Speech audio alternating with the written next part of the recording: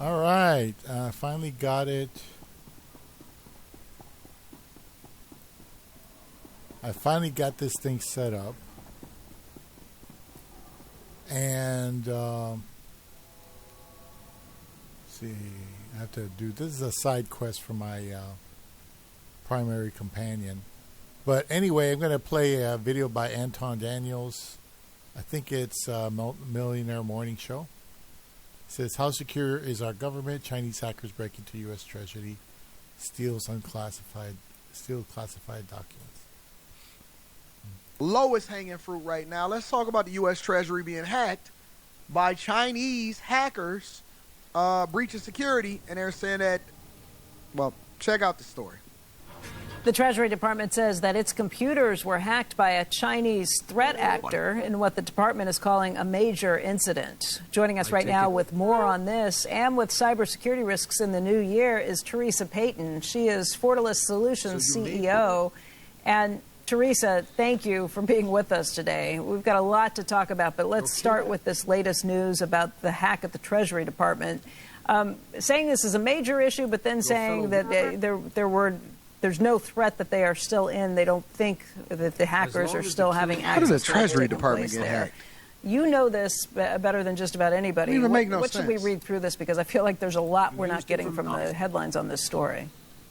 Well, I read the letter that they wrote to report to OMB what had happened, and there will be another letter coming in about 30 days. These investigations take time.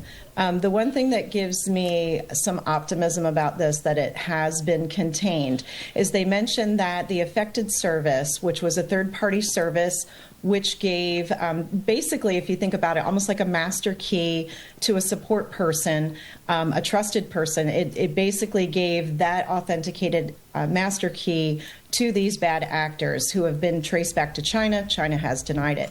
But the thing they've said is they've actually identified the service, taken it offline, and they're doing the proper remediation steps. So hopefully what that means is the threat actor no longer has persistence, but we do know from the letter that they produced to OMB that documents were accessed. What we don't know is what documents, but they did say it was unclassified. Unclassified documents accessed by Chinese hackers, and they're no longer a threat. How does Chinese hackers get into the U.S. Treasury Department? That just sounds insane to me.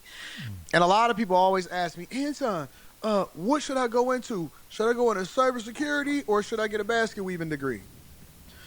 With the level of technology and all of the implementation of security threats and infrastructure and AI technology and cloud, there has never been a better time to have that level of security and to know that you will always have a job once you get the level of experience that you're supposed to have. You will always have a job, and not only will you have a job, they are paying a premium for people that know what they're talking about. We're going to get into these H-1B visas shortly, but this is the thing that I'm saying. If they can find the necessary talent and that you actually go through the process, you will forever have a job. They freaking hacking the U.S. Treasury.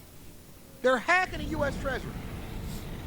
Talking about unclassified documents. Do you think that I believe that? Do you think that I believe that they will tell me that they got into classified documents and Chinese hackers have some of the information from the U.S. Treasury? You don't think that I would? You think that I believe everything that they telling us and that they releasing to the general public? Yeah, okay. Right, that's the part that I don't get. These are documents that we shouldn't necessarily care about because they're not classified documents, or this is also a very serious issue if you have a Chinese actor that's gotten access into the Treasury Department. I think it's very serious because, as we used to say when I worked at the White House for President George W. Bush, small pieces of unclassified information put together a piece of the puzzle that could lead to classified information. And so anything that you steal gives you a sort of, even if it's just an interdepartment memo about new HR policies, that gives sort of patterns of life and inner workings of the operations. It gives names. You said you want them to hack into Sally Mae, Vanessa? Sort of the tone and the type of vocabulary that's used, which then could be used in subsequent social engineering attacks that are much more sophisticated, targeted, and really bespoke and custom because you've got sort of this knowledge of the inner workings. You say I think that is much more severe than they letting on. I think that They got classified information, unclassified information. To be honest with you, I don't even know what the difference is between classified and unclassified because it's not released to the general public, so it's not like it's available to us.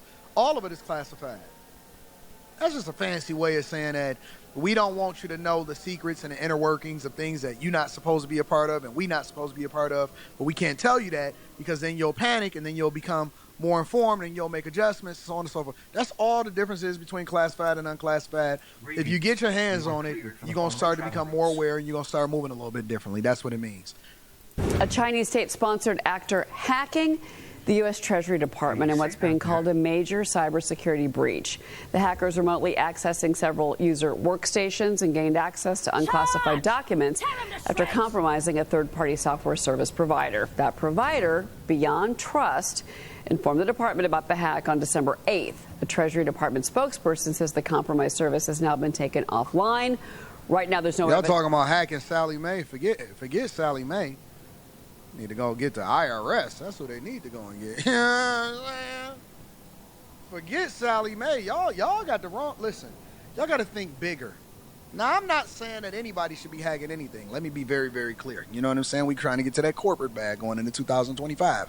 However, what I am saying is, if you're going to target something, you need to target something a little. Don't go forget student loans. That's small time. That's small time. We need to get to them 3-letter organizations. Forget Sally Mae. We don't care nothing about Sally Mae. Freddie Mac and Sally Mae. Don't get to you know what I'm saying? I can't say the letters as free because I don't want no targets on my back. But all I'm saying is, listen, if you're going to go for something, if you're trying to help the Americans, forget spreading wealth and everything. No. Your money's insured. You go to the stress. You know what I'm saying? Got to read between the lines. China still has access to the systems. The FBI and the Cybersecurity Infrastructure Security Agency are also now investigating. I want to bring in Fox News contributor, Heritage Foundation Senior Fellow for China Strategy, and author of The 100-Year Marathon, Michael Pillsbury. Michael, I guess I'm becoming a big cynic when it comes to government systems and cybersecurity, but I was not in the least bit surprised that Treasury got hacked yesterday. Cheryl, you're not alone. I think a lot of us are becoming cynics that the Chinese seem to have access to almost any American secrets they want to get. It obviously is good for them to focus on Treasury Department. Treasury is where the sanctions are. Treasury is where the currency manipulation issue is discussed. So, in a way, I'm surprised that they didn't hack Treasury even earlier. Well, Samantha Dravis has a question along those lines for you. She's on set with me. Samantha, go ahead. Yeah, Michael, I wanted to ask you, clearly it seems we don't have what we need to deter these threats. They're very concerning.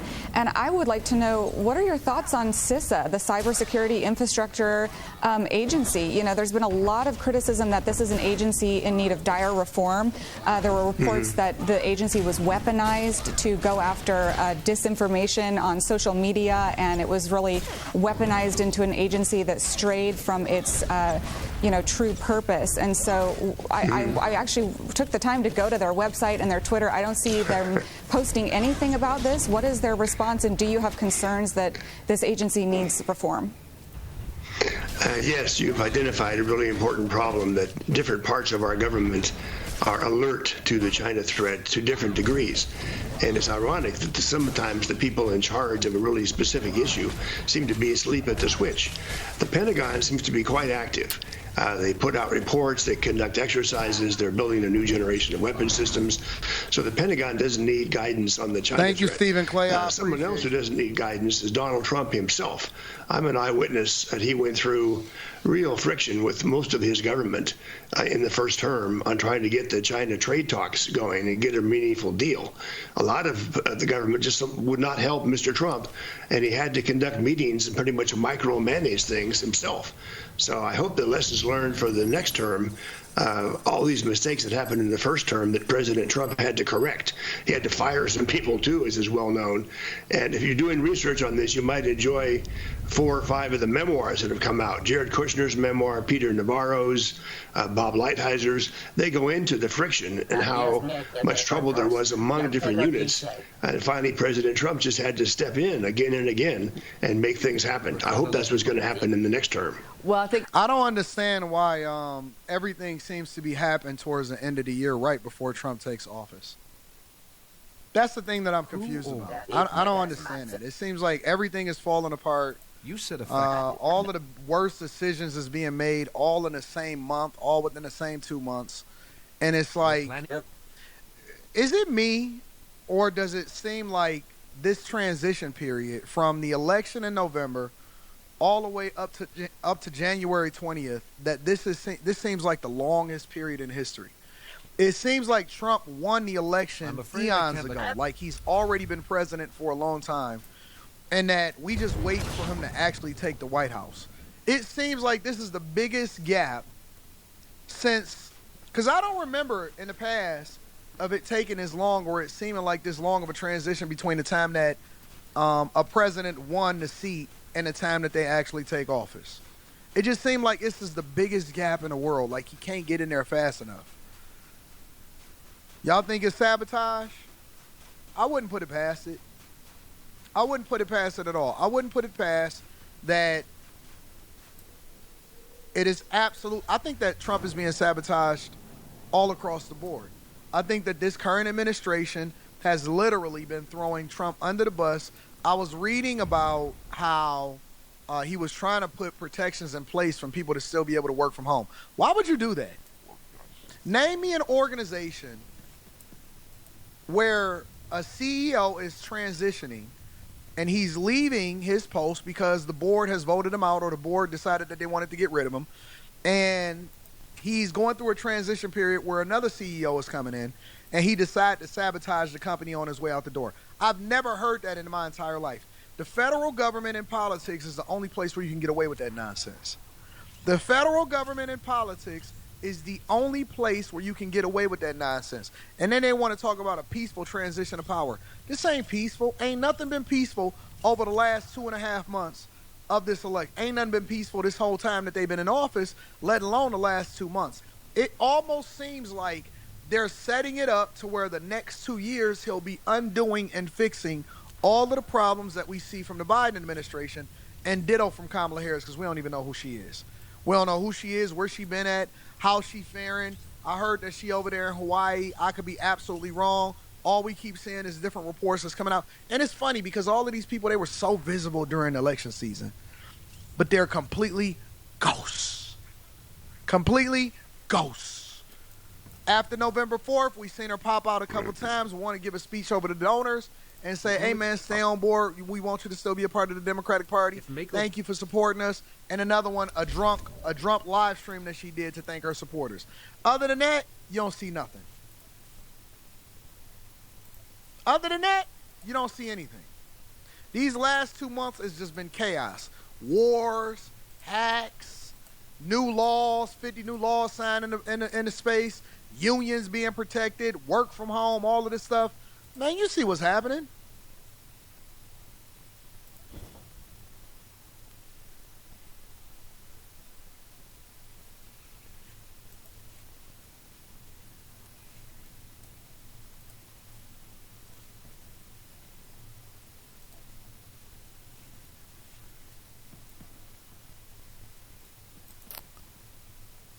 Yeah.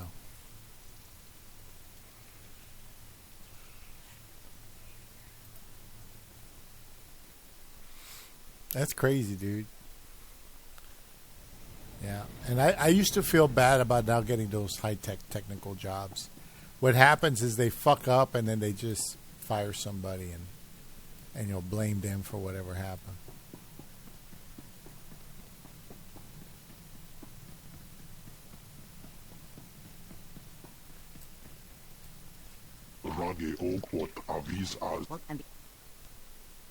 I can still. Maybe the.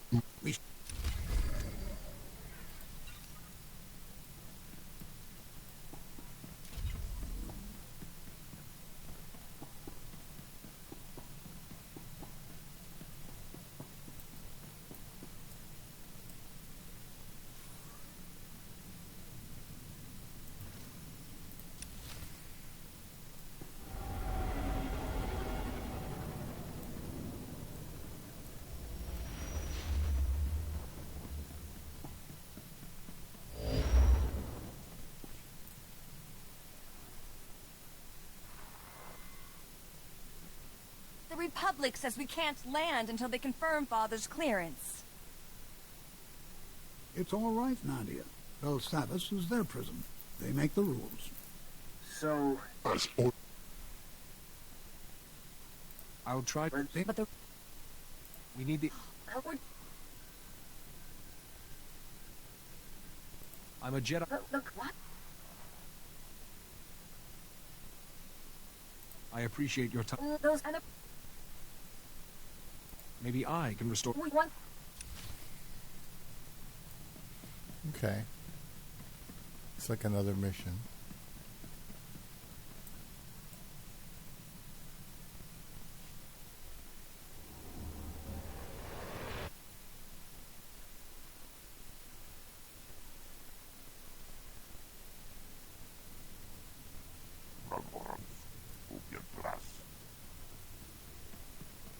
See if I can start another video.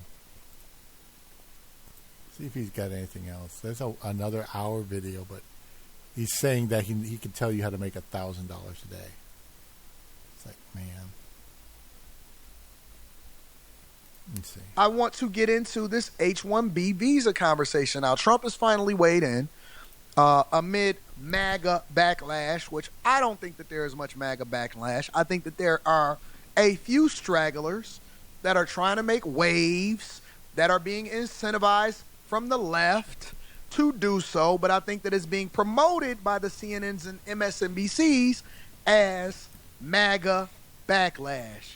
How did all of a sudden everybody become a part of MAGA? Ain't nobody want to wear the hat. Ain't nobody want to vote. Ain't nobody want to vote Republican. They were saying that MAGA is a cult. Don Lemon, we gonna watch him crash out today. We gonna get to that. How did all of a sudden everybody just so happen to become a part of the MAGA crew? So now if you're a Republican, you're MAGA.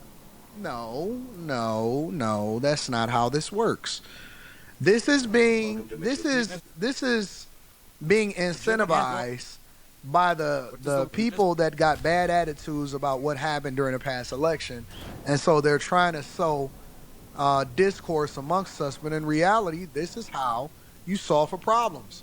You learn more about it, you have disagreements, you have discussions, and then you start to have a conversation. But let's get to it. So Trump finally supported Elon Musk and what he said about H-1B visas and getting the top talent. Let's continue.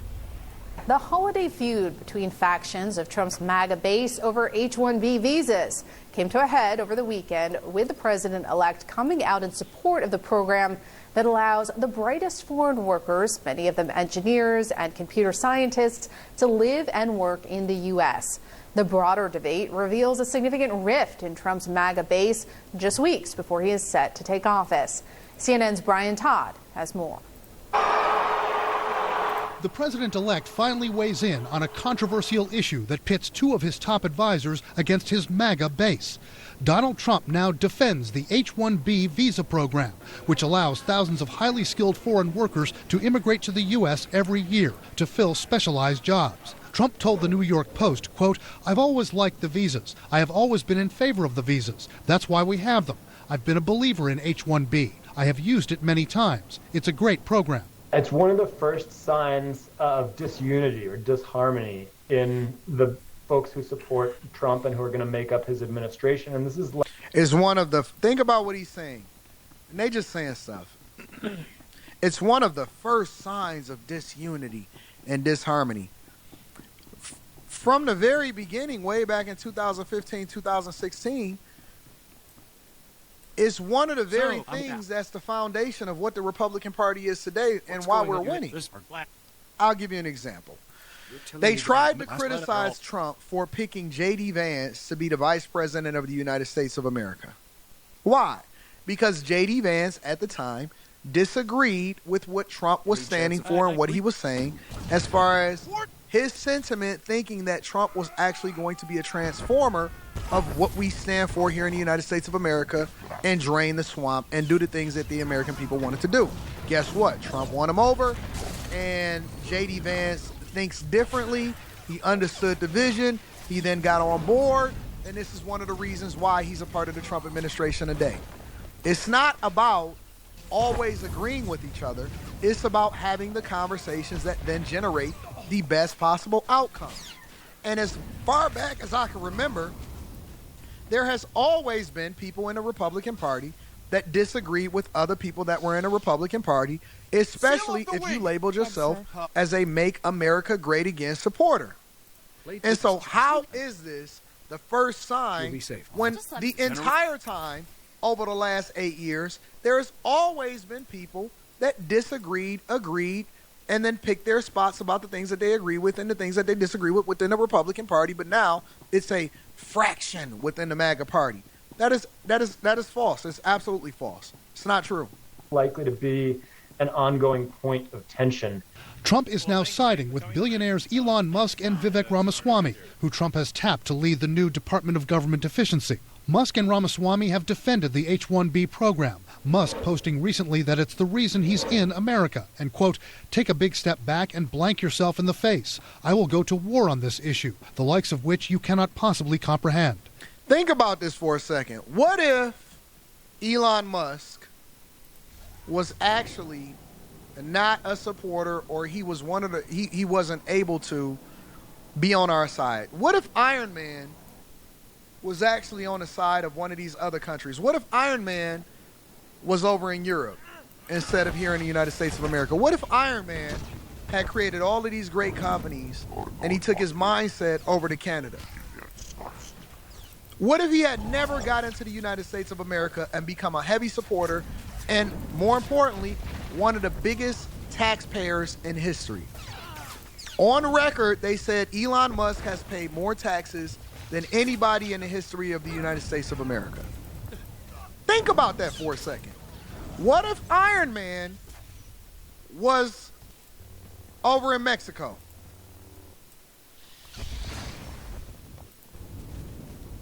You want the best and the brightest, and this is just my personal opinion.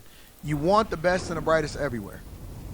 You want the best and the brightest from everywhere.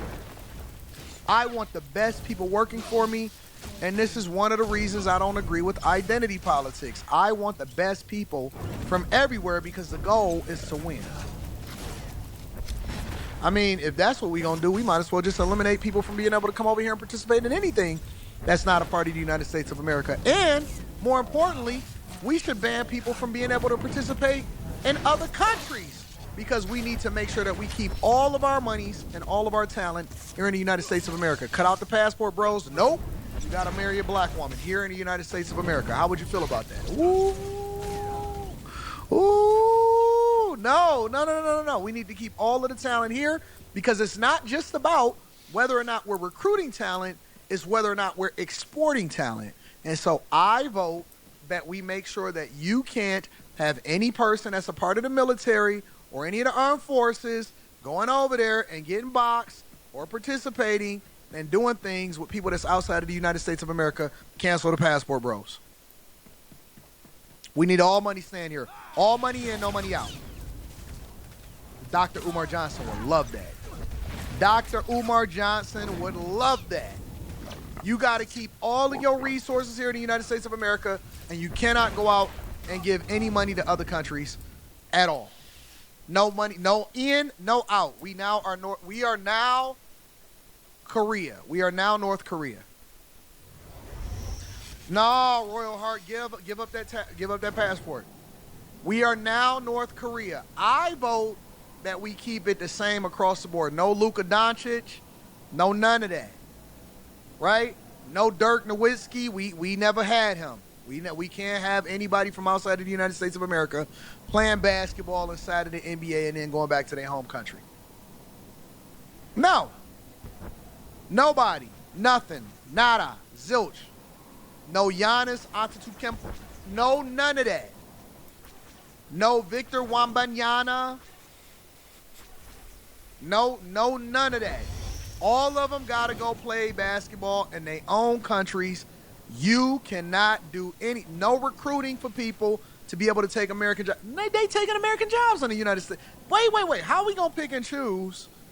How are we going to pick and choose what American jobs make sense and what American jobs don't make sense. The goal is for the United States of America to win. The thing that Trump has always been against, and that is the sentiment of everybody, and I've been saying this and screaming it from the rooftops, we cannot have illegal, keyword, illegal immigration into this country because we are not vetting these people. That is why people are getting burned up on the subways. That is why people are getting burned up on the subways. Y'all can have, well, listen, it'd probably be the best thing that Joel Embiid just said over there, but that's just a whole other conversation. That's why people are getting burned up on the sub. No illegal immigration into this country. But this is what happens when you start having people operate on extremes. The H-1B visa program has always been here inside of the United States of America. Now all of a sudden it's becoming a problem, and this is why you have to be careful who you align with. Let's continue. But Musk and Ramaswamy's stance is being slammed by Trump's MAGA supporters, like his former White House strategist Steve Bannon, who said on his podcast that H-1B takes jobs from American citizens. The program from top to bottom is a scam. Look at this and a crazy con. man. There is nothing in this program that should continue to exist. Nothing. These are coders that are going to work for a third of the salaries and work like indentured servants. That's not American citizens. That's not true. Trump's comment that he's, quote, always been in favor of the H-1B visas isn't true. He previously opposed those visas and restricted access to them several times during his first administration in an effort to curb legal immigration. But in the 2024 presidential campaign, Trump had changed his tune on skilled workers coming to the U.S. What I want to do and what I will do is you graduate from a college, I think you should get automatically as part of your diploma a green card to be able to stay in this country. Musk, who was born in South Africa, came to the U.S. as a foreign student, later worked in the U.S. on an H-1B visa. And it's his companies and those of other tech giants who've recently courted Donald Trump which stand to benefit from more H-1B workers in the U.S.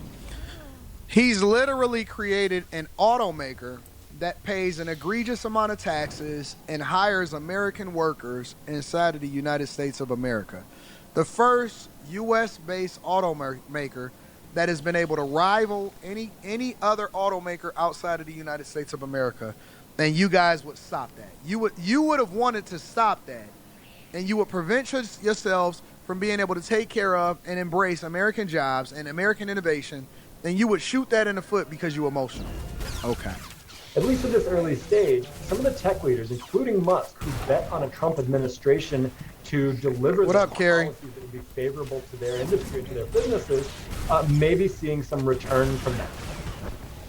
All right, well, my panel is back to discuss all this further. Stephen, I want to start with you because you had a big picture piece for CNN.com on this where you write, in the coming weeks, Trump's ability to reconcile the differing interests among conservative budget hawks, hardline MAGA lawmakers, and comparative moderates who may be vulnerable in the 2026 general election will dictate the fate of his aggressive legislative plans on immigration, budget trimming, and tax cuts. So, this is a test. Right. I think this issue does show the fissures in the new Trump coalition. It's very interesting this time around. It's not just the MAGA grassroots working class base. You've got this new tech Silicon Valley aspect to it. That said, you know, all presidents have to manage their coalitions.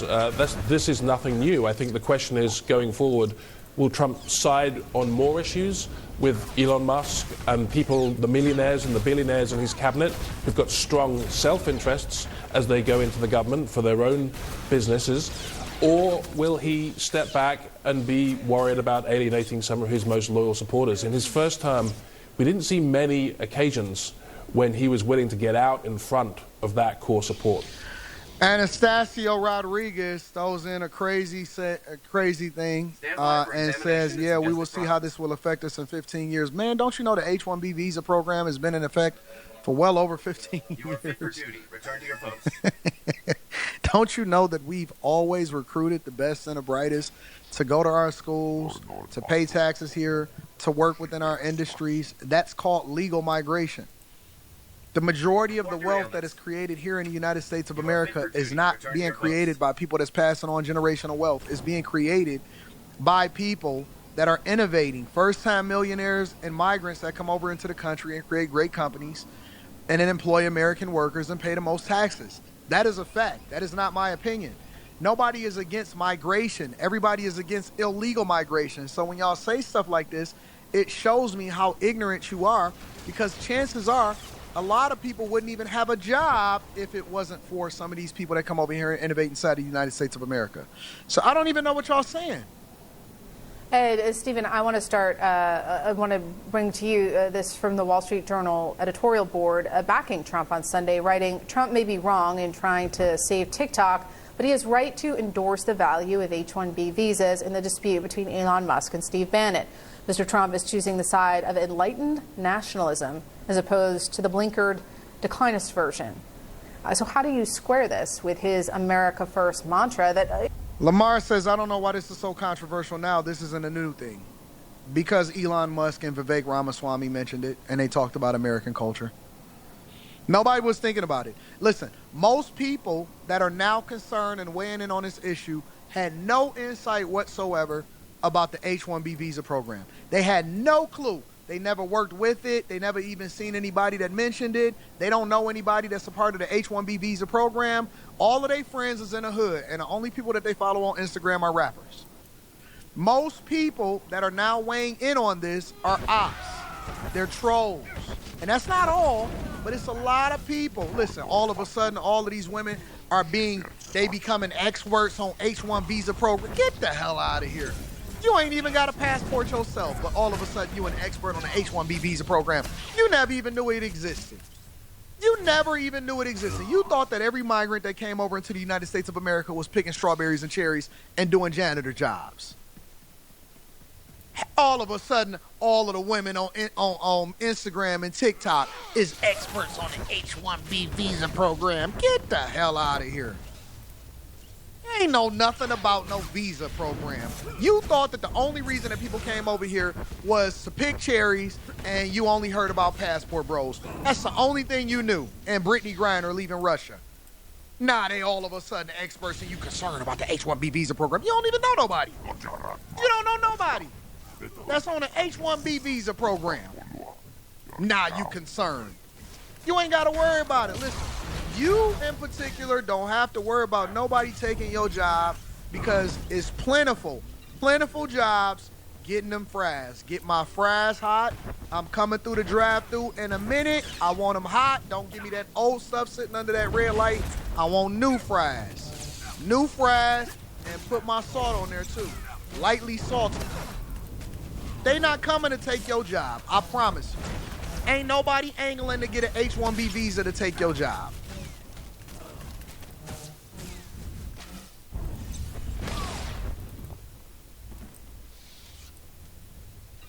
They not using your tax dollars. They not taking your jobs. They not tripping off of you at all. They arguably propelled him back to the White House. Well, I think this goes to my point I made with the talking about the Johnson raid. He's going to have to get involved, I think, a little bit more deeply. A lot of this disagreement happened over the holiday when he really wasn't involved. And once he did, it has declined some. And even the people who are still opposed are attacking Musk, notably, not Donald Trump. I think that's a very notable tone and message change. And I think, look, they gonna really take good paying American jobs. You don't know nobody. You don't know nobody. All y'all keep saying, yeah, I work in tech. Man, you work in a call center, bruh. Yeah. And there's nothing wrong. It ain't nothing. You do support. You do support. You know, when they call in and say, hey, man, my computer not working. Internal support. And then they get on the phone with you and you say, yeah, okay, so the first thing that you probably need to do, did you reset your computer? Yeah, I reset my computer. Okay, so let's troubleshoot this for a second. Do you have everything turned off in your cubicle? Is there a power issue? You ain't built NAM program. You ain't been a scrum master. You ain't been a product owner or project manager. You ain't been a software engineer, front end, back end.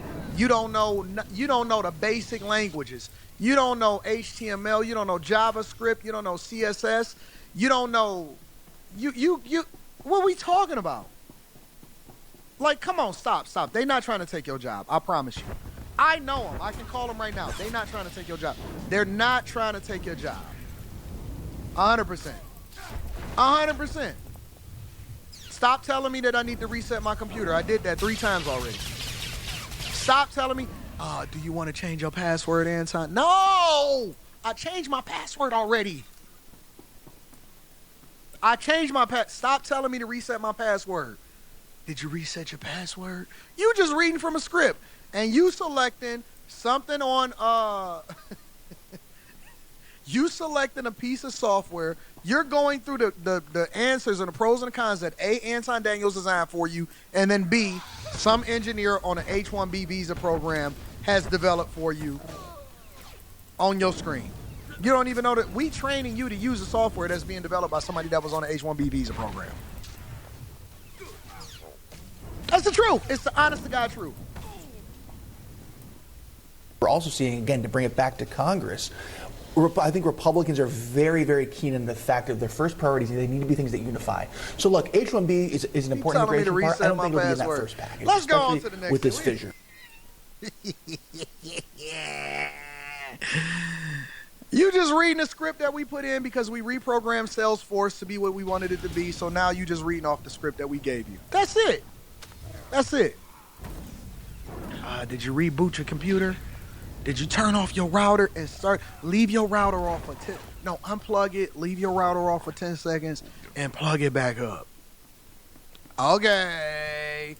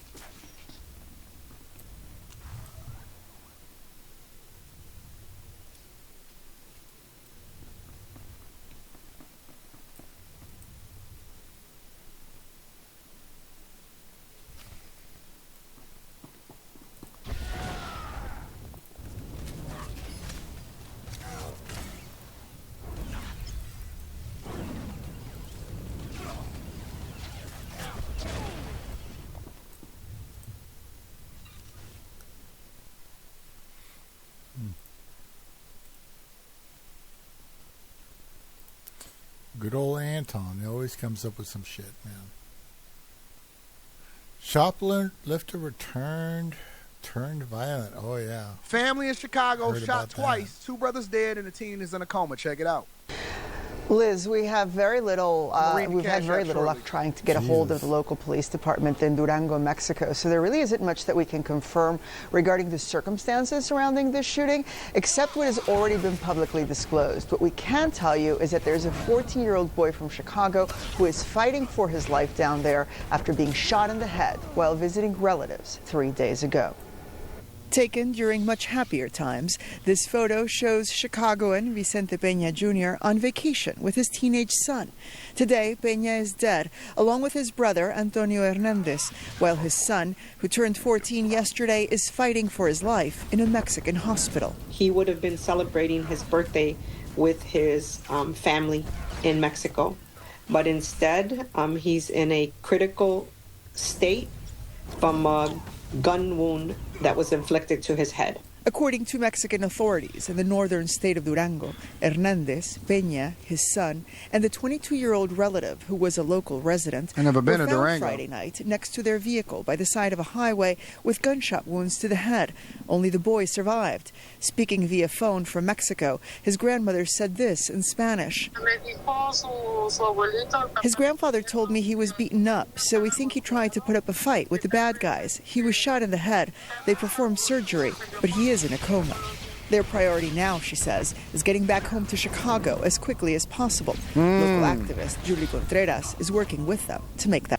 As bad as y'all want to make these cities out to be inside the United States of America, and they are bad. I mean, South Side in Chicago, the Bronx, Oakland, it's a lot going on. But I will tell you that it is nowhere close to what it's like outside of the United States of America. Go down there to Durango in Mexico. Go on over there to Haiti and see how it play out. See how tough you are. That happened. His little brother, who just learned of the whole situation. So it's very heart-wrenching. And currently this family is living a nightmare and we just want to bring them home so they can be safe. Now, according to authorities, the family was traveling in a black GMC Yukon with Illinois plates when this happened, but at this point, we've received no information to indicate. Wait, so y'all drove down there? So y'all drove from Chicago to Mexico, and y'all was way deep inside of Mexico?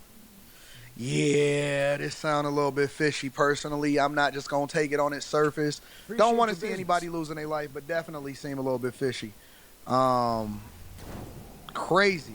Rio says you be making it seem like it's third world countries in these cities. It do be feeling like third world countries in some of these cities inside of the United States of America. Absolutely, it be feeling like third world countries. It's some people that ain't never really left their hood before, outside of just going to school.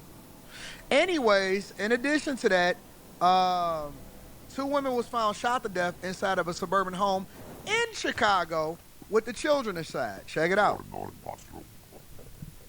We want to update you now on the developing story in South Suburban Park Forest. Police there say 2 women were found dead inside a home. Officers called to that home at the 300 block of Miami Drive last night. Just today, we've learned the pair were a mother and daughter. NBC5's V. Wynn reports. Investigators returning to this Park Forest neighborhood trying to track down witnesses one day after 2 women were found shot inside the suburban home. Neighbors left stunned by what happened. This block is normally not no violence or any type of domestic or any type of craziness, so it was just a different scene. This man who lives right across the street didn't want to be identified, fearing for his safety. Says he didn't hear the gunshots last night, but saw the police activity. I just seen them kind of like use the little battery thing to knock down the door, and they entered the home through the window and opened up, and I saw a woman come out on the ambulance. According to Park Forest police, officers responded to a call of someone shot last night inside this home in the 300 block of Miami Street. Cell phone video shared with NBC5 shows the response. Officers made their way in and found 2 women shot. One of them died at the scene, the other pronounced at the hospital. Neighbors say they were mother and daughter. I still can't believe, she gone and her daughter, and it's senseless because that shouldn't happen. The Cook County Medical Examiner's Office identified the victims as 30-year-old Sabrina McCain and 51-year-old Lillian Brown. We learned 2 children were also found unharmed inside the home. This young girl, with permission from her mom, told us she would often play with the young boy, believed to be 8 or 9 years old. I just feel bad for him. It's unclear who made the 911 call. This neighbor says he saw the 51-year-old victim just yesterday morning. She's normally a quiet lady, always tended to her yard. While police continue to investigate the motive, neighbors are praying for the families of the victims and the young children caught in the middle of the violence. Usually when this type of stuff happens, is somebody that... most violence is perpetuated by people that you already know. So usually if you see something happening inside of a home, unless it's just something that's random, like somebody following you home from a store, or, you know what I'm saying, somebody trying to set you up or something, 99% of the time it's from somebody that you know. So the first thing that you got to start looking for is who was the friends, who was the family, who was the boyfriend, who was the husbands, who was they cheating with, who was out here, who did they get in with last, go and pull the reports of any police reports or domestic violence and all of this stuff. Most of the time, it is somebody that you know that is perpetuating the crime against you, which falls back into my original conversation of making sure that you stay away from these people that are dusty. When you are dusty, you attract dust, and then when more dust come on you, then that's when you see the violence happen against you. It's always somebody that you know that is watching you, that'll do you dirty, and those are the ones that then wind up becoming your worst enemies. You know what I'm saying? And then last but not least, Target shoppers is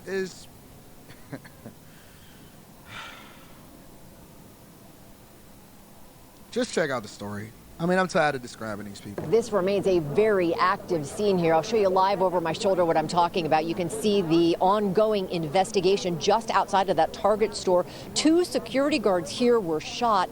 The search now on for the suspect. And let me give you an exclusive look right now at the man the LAPD says that they are looking for. This is a photo from surveillance video here at the plaza. Investigators say he's believed to be around 25 years old. He ran from the scene, but police are hoping that the public will be able to help track him down thanks to that photo. Now, how are these people so easily able to get away? How are people so easily able to get away? You know, when I pull up to a stoplight, and sometimes it just be like a spidey sense that's tingling in me and say, Anton, don't run that stoplight. You know me, I don't like to stop at stoplights too long. I'll be like, I get a little antsy. You know what? I'll just take the ticket if I get pulled over. Sometimes my spidey sense is tingling. I'll be like, you know what? I just think I'm about to get pulled over if I do. I go past the stoplight. Once it turns green, the light turns green, I'll start driving, and it'll be a police officer literally directly sitting on the side of the street waiting for somebody to run a stoplight. I can't blink without it being somebody that be like, Anton, ooh, I knew you was doing something you wasn't supposed to do. These people be killing whole people. They be shooting inside of whole public spaces and malls that have surveillance, security guards, shoppers everywhere, and they just be getting away. And then they got to go and find them or hunt them down, and they be hanging out at their auntie house. I don't understand that junk. That is so weird to me, bro. I'll just take a look at the frantic scene. Just moments after the gunfire erupted, paramedics rushing to treat the 2 injured security guards, taking them to the hospital. We're told at least one of them is in critical condition. All of this happened just before 9 here at 7th and Fig Plaza in downtown LA. It's unclear if the security guards were trying to stop the gunman or how the encounter unfolded. Witnesses, though, say it was an all-out gun battle. We were actually in line just waiting to pay for our items when we heard the shootout take place outside. Extremely loud, extremely traumatic, and we all just started running towards the back. We were guided by one of the sales reps, or one of the cashiers, I should say. Maybe have a whole shootout. But extremely traumatic. We heard several rounds go off, and we just pretty much ran towards the back and just left our items in the cart and just tried to do the best that we could to get to safety. People were crying at the moment, screaming. Everyone was just, some people were running towards the aisles. Some people were hiding towards the clothes. Everyone just started running and scattering in different directions. Again, the investigation. Look at that. They got 2 women with their hairs in buns. 2 women with their hair in buns as the police officers over there in LA. I see why the criminals get away, because ain't nobody scared of y'all. Listen, the minute that I see a woman police officer come up to me, I'll be thinking to myself, Mrs. Officer, Mrs. Officer.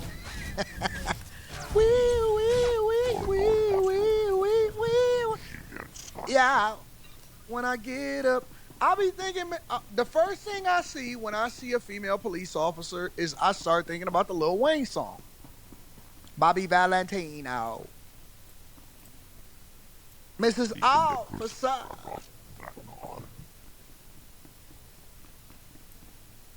That's what I think about when I see a lady. I don't think of myself like, oh man, I'm in trouble. I be thinking to myself, wee. Yeah. When I get up, I think about that. I don't look at lady cops and be like, oh my God, I'm in trouble. I'll be thinking to myself, the Lil Wayne song just started playing in my head. Anyways, let's continue. Continuing, one of the guards, we were told, in critical condition. Authorities trying to figure out exactly how all of this unfolded, but more importantly, right now, they are trying to find that gunman. Here is another exclusive look at his photo.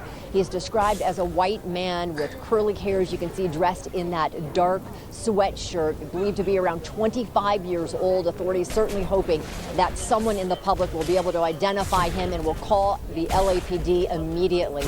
Back here at the scene, this is expected to be an active scene for quite some time as they continue their investigation. Shout out, yeah, if y'all see him out in the streets, y'all go ahead and call the police and get him arrested.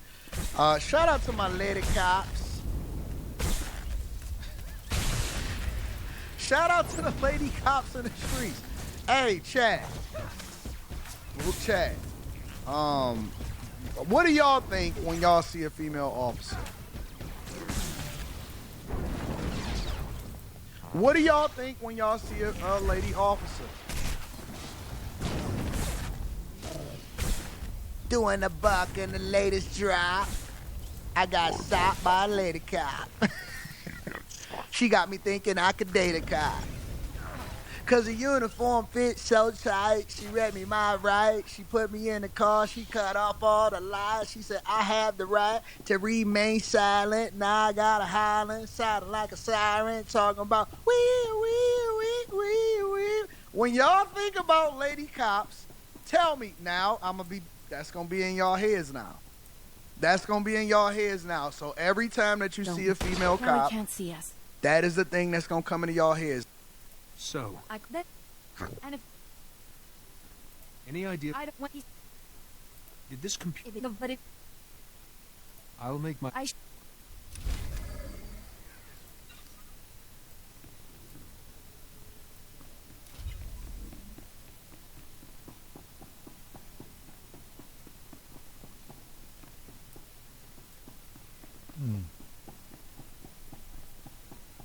Some crazy shit.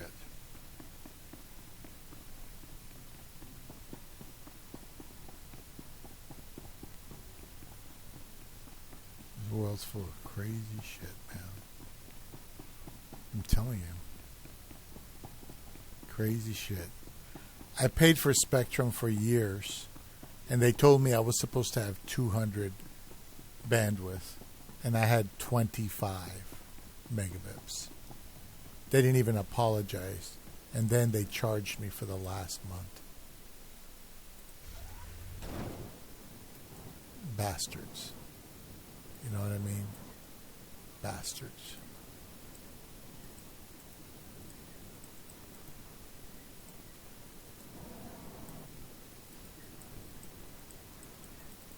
No, not gonna let me do it. All right, let's get out of here.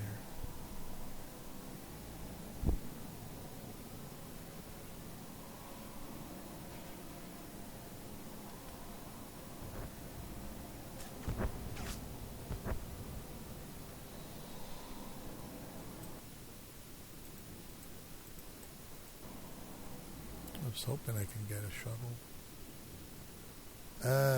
Fuck. I'll tell you what, can we go back this way?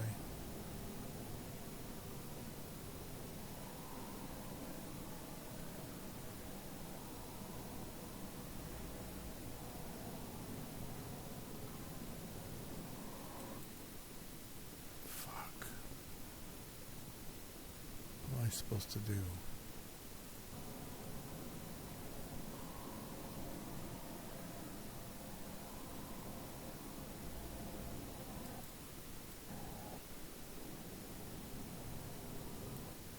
What is that?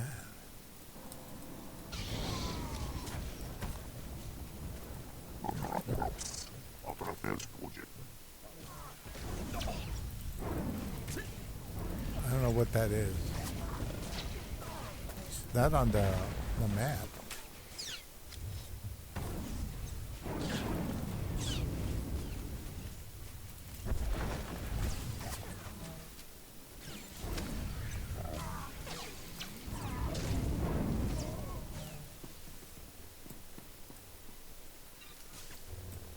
What is this?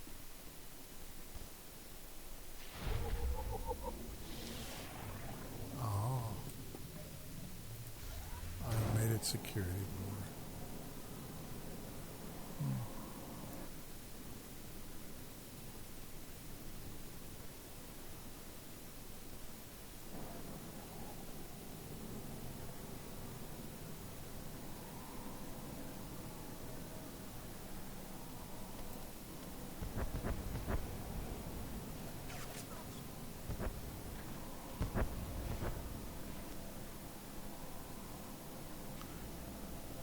Trying to get back over here to the home base and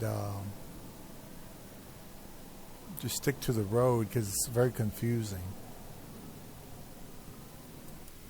See if we can play one more Anton, then I'll probably cut it for tonight.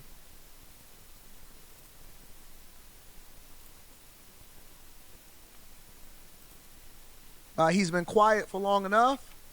Trump ain't even been in the office, and y'all already trying to get him to run up and be the president of the United States of America. Trump has recently endorsed Mike Johnson to continue to be the House Speaker. Check it out. Just after the ball drops, all eyes will turn to the Capitol for Friday's House Speaker vote. President-elect Trump says he's putting his full support behind Mike Johnson, but the Speaker faces a tough battle for re-election, with more Republican lawmakers coming out against him, potentially setting the stage to stall this new Congress before they even get started.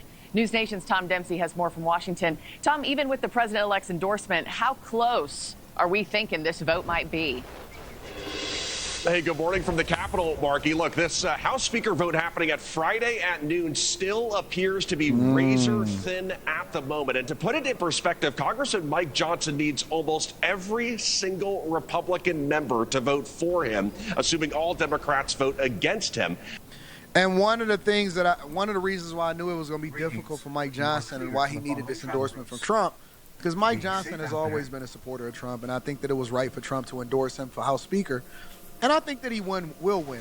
But with this last spending bill, and, you know, people can't wait to try to figure out something to get mad at. With this last spending bill, what was his name? Mike Jeffries? What's the fake Obama's name? Who was the fake Obama?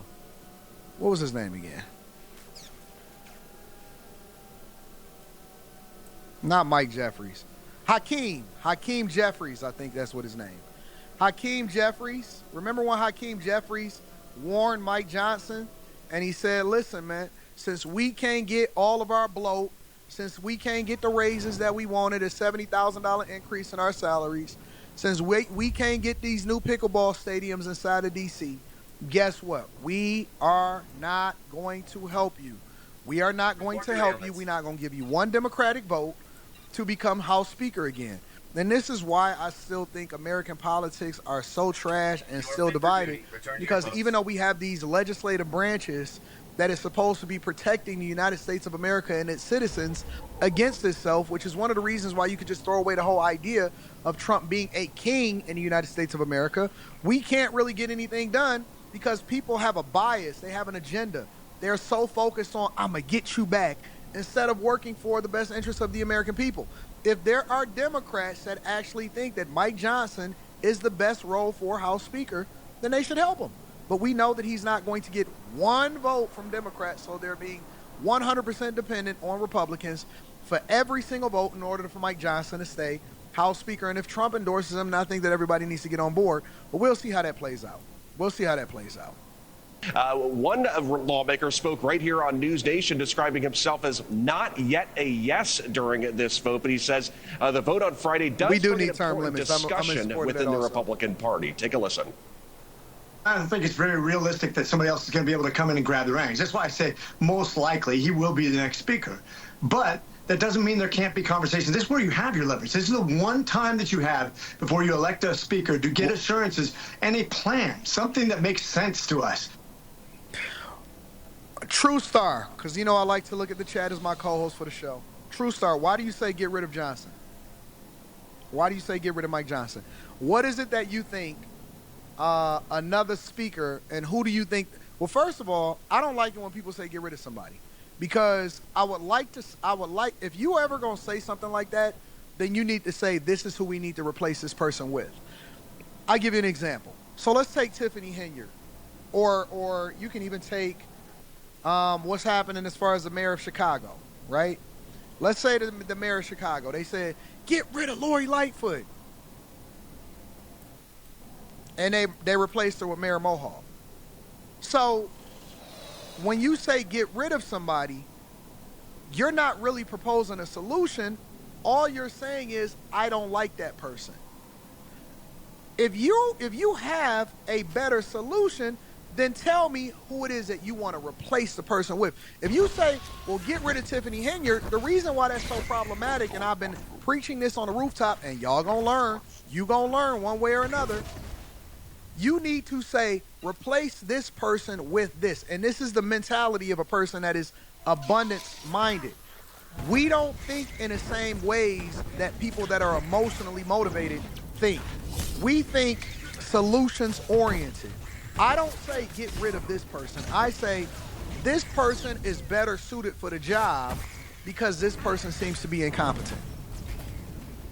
So I don't look at it and say get rid of Mike Johnson. because I don't think that there's anybody that would be better suited to push the agenda that we want as voters as far as what Donald Trump is trying to solve for in the federal government. We need somebody that is on the same team as Trump that can drum up the votes to get a lot of these spending bills and this legislation passed over the next 2 years before the midterm elections. Now, to hold on to being Speaker, like I said, Johnson can only afford to lose one fellow Republican, assuming all Democrats vote against him and all House members cast a vote. Already, Congressman Tom Massey from Kentucky has come out against Johnson, posting to X earlier this week, quote, "We've seen Johnson partner with the Democrats to send money to Ukraine, authorize spying on Americans, and blow the budget." That brings us to other possible no votes, including Freedom Caucus Chair Andy Harris, who has described himself as being undecided, as well as former caucus chair Scott Perry and Congressman Happy New Year to Andy everybody Biggs. that's just jumping into Congresswoman Victoria Spartz has also raised concerns about Speaker Johnson, saying he needs to lay out a plan to carry out President-elect Trump's agenda. On Monday, she released a list of requirements to earn her vote, including calling for spending audits. But like you said, Marky, Johnson picked up what could be the deciding endorsement on Monday from President-elect Donald Trump, who posted to Truth Social, quote, "The American people need immediate relief from all the destructive policies of the last administration. Speaker Mike Johnson is a good, hardworking, religious man. He will do the right thing, and we will continue to win." Johnson has also received support from billionaire Elon Musk. And we will note, too, that the House cannot conduct any sort of business until a House Speaker is elected. So, again, lots of people are going to be watching that vote on Friday at noon. Marky, the Republican Party, very much hoping to avoid similar drama to what we saw with former House Speaker Kevin McCarthy. Fun reminder, that was 15 ballots of voting over 4 days. Yeah, nobody can forget that. We were all on the edge of our seat for 4 days in a row. So, Tom, if Johnson isn't the Republicans' pick for Speaker, who could be? Well, let's be clear. Again, House Speaker Mike Johnson looking very much like the favorite right now, but there's just so many uncertainties with this vote. Like, we're seeing some criticism of how he's handled the job. So that's leading to this uncertainty with the vote. But it's important to note, too, that no one else has really expressed interest in being the next House Speaker besides Johnson. But that, to answer your question, who else might we see potentially emerge as a candidate if it's not? No, I don't want Rep. Jim Jordan. Republican in Ohio. I don't want Steve Scalise. And I do not want Tom Emmer. I don't. And that's the thing that I was just telling y'all when I said, listen, it's not about whether or not you like him or not. It's whether or not he pushes forward with the thing that American voters want. Man, nobody else has even expressed interest in the job. I think that a lot of people, and I love Byron Donalds. I absolutely love Byron Donalds. But a lot of people say a name inside of the chat because that's the person that they're most familiar with, because they've made themselves known. But the thing that you have to ask yourself, and I'm not saying that Byron Donalds can't do this, is can whoever the potential person is that will replace Mike Johnson actually do two things? Do they push forward the agenda that we want as far as what Trump is trying to do? And can they drum up votes and support outside of the Republican Party?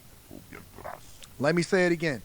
Can they push the agenda that we want as voters of what we want to happen inside of the United States of America, while at the same time maintaining relationships and drumming up support amongst people that's not even a part of the Republican Party, because that is how you get things done. The goal is to get things done. It's not about whether or not we like somebody or name recognition. It's about whether or not the person can drum up the support to get past the things that we want done inside of the White House, inside of our Congress, inside of our Senate, so on and so forth. And so that is the thing that we need to pay attention to. We got to put our business hats on. We have to be mindful. And if Trump is endorsing this person, then that means that they have a great working relationship, despite what the Democrats want, because you have to have the support from the Congress members and your legislature to get things done inside of the United States of America. That is the job. That is what the job is. And I think that Mike Johnson is perfectly suited for it. He catches a lot of criticism because you have a lot of extremists on both sides of the aisle. Johnson, you can see some of them right here. Congressman Jim Jordan remains a popular lawmaker inside the Republican Party and even launched a brief bid, but failed bid to be Speaker after the Kevin McCarthy drama. House Majority Leader Steve Scalise may also be mentioned as an alternate, as well as House Majority Whip Tom Eber. But again, as of now, Johnson remains the favorite. But we're going to be closely watching any sort of developments leading up to this vote Friday at noon. So I'm going to stay on top of it. Again, Trump has endorsed current Speaker Mike Johnson. Hakeem Jeffries already warned us of this, so we knew that it was coming. And he said that the Democrats won't support Mike Johnson because they didn't get what they wanted in his last spending bill, in his temporary spending bill, to keep the government open before they went on vacation for the holidays. And we'll see what happens. So that's supposed to take place over this weekend or late Friday afternoon. I will be on top of it. We'll probably be discussing it on Monday, that upcoming Monday, that following Monday. I'll be in Vegas, and then we'll have that conversation, all right?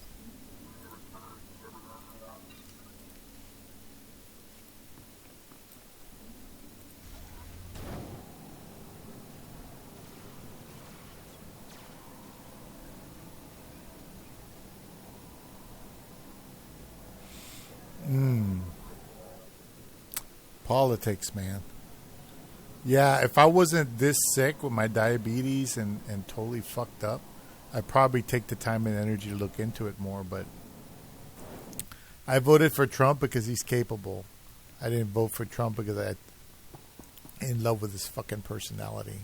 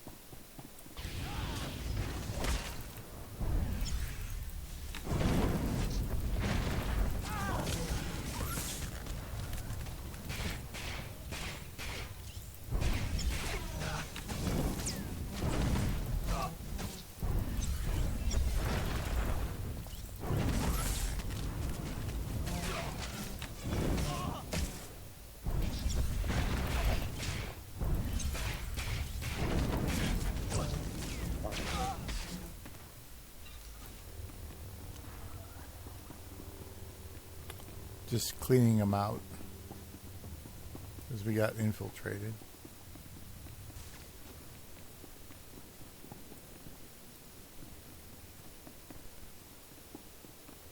Oh shit, there they are. It's too late. She was a model. It would have been a mess. Have you been hurt? Don't. So I lost them. What do I do now?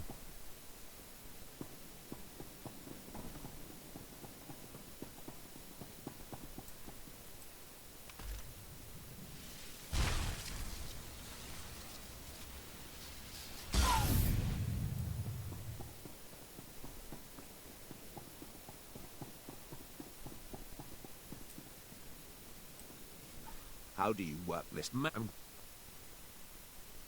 Stand down, Niranos. No, do we Speak for yourself. Agree?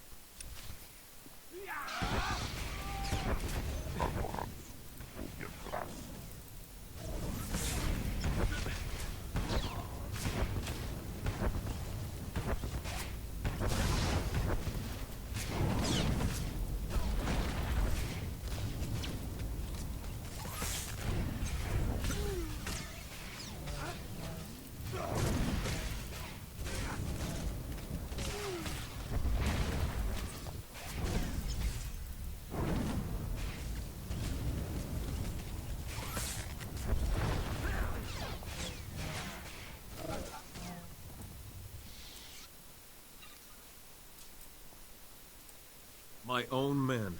Throwing me to the Imperials for a... But please, I thought that the...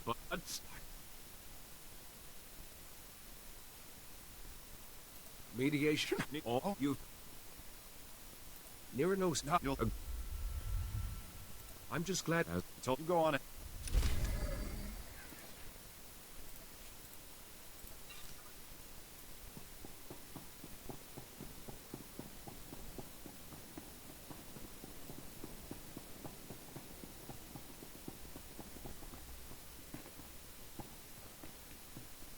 Man, I'm telling you, these fucking bases change hands so often. So fucking often. It's like, you really wonder, does anybody really have a base? They keep losing them.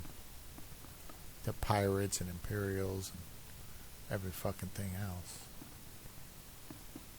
Jeez. Unless, like, there's a main army, like, right down there to the left. Jesus.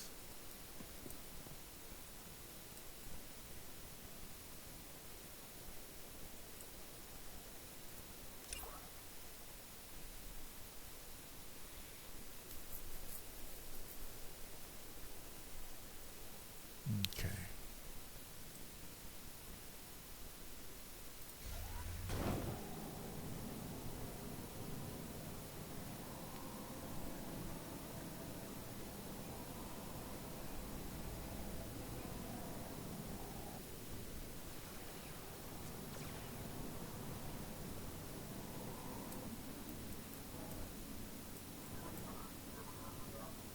Greetings.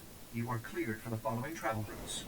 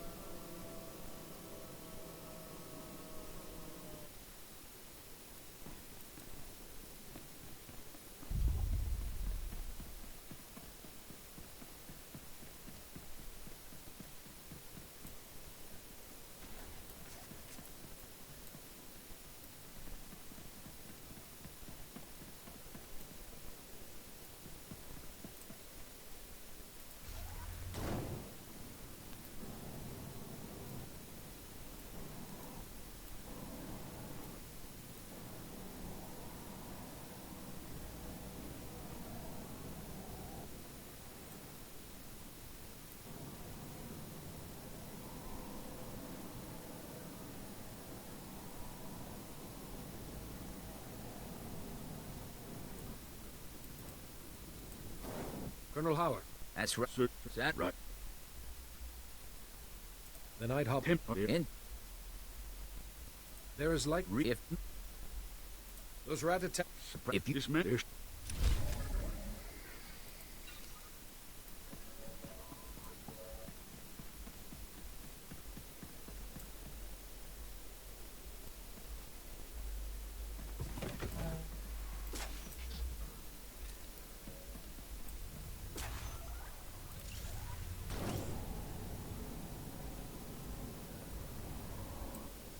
Reminder, mechanized travel is for official business only.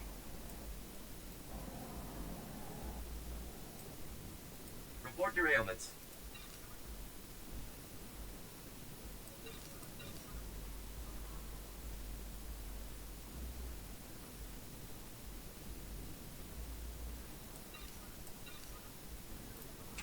You are fit for duty. Return to your post.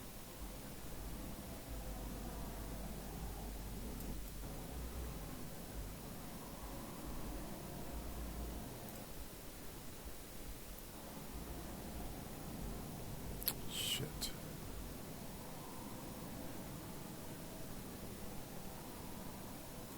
Disarm the bomb.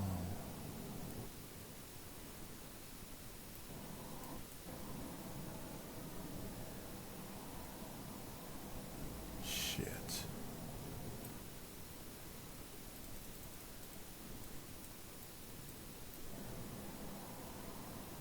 I hate it when you can't see what the hell you're supposed to be doing.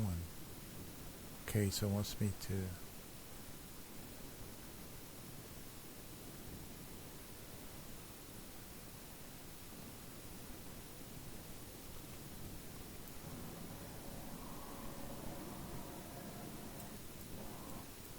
Wait a minute. Here it is. It may be in here. There it is. Okay. Alright, I'm going to end it here. I'm a little tired, so I'll pick up here next time now that I found out where the hell it is. And thank you for watching. I hope you had fun. Bye-bye.